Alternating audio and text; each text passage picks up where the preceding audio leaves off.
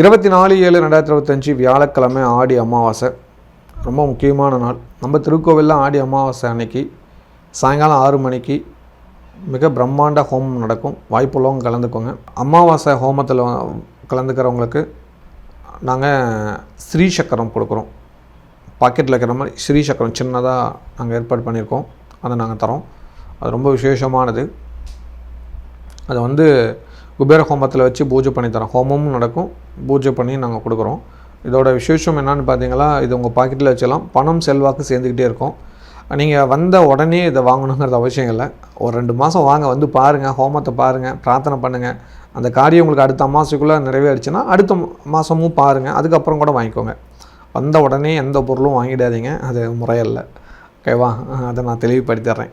நீங்கள் வாங்க, ஒரு 2-3 ஹோமத்தை பாருங்கள், உட்காந்து பாருங்கள், அந்த பூஜையில் பிரார்த்தனை பண்ணுங்கள். நாங்கள் சொல்லிக் கொடுக்குற மந்திரம், தியானம், முத்திரை எல்லாம் ஃபாலோ பண்ணி பாருங்கள். அமாவாசை ஹோமத்தில் நிறைய விஷயங்கள் நாங்கள் ஃபாலோ பண்ணுறோம். நீங்கள் பாருங்கள்.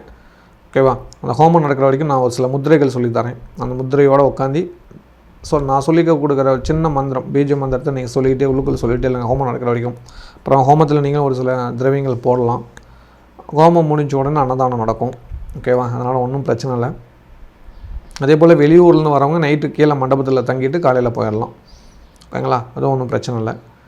அதனால் பயந்துக்க வேணாம். எல்லாமே கோயில் சுற்றியும் சிசிடிவி கேமரா இருக்கிறதுனால உங்களுக்கு பாதுகாப்பாக இருக்கும். ஓகேவா? அதனால் நீங்கள் பயந்துக்க தேவையில்லை. வெளியூர்லேருந்து வரவங்களுக்கு கீழே மண்டபம் இருக்குது. குறைஞ்சபட்சம் 500 பேர் படுத்து தூங்கலாம். அந்தளவுக்கு மண்டபம் பெருசாக இருக்குது. பயப்பட தேவையில்லை. தைரியமாக வாங்க கோயிலுக்கு. ஏன்னா அமாவாசையில் அவ்வளோ பிரம்மாண்டமாக நாங்கள் செய்ய போகிறோம். அதுவும் மகாலட்சுமி கோயிலில் நடக்கக்கூடிய ஒரு விழா. சரிங்களா? அதனால் இந்த 6 மணிக்கு மேலே வரீங்க.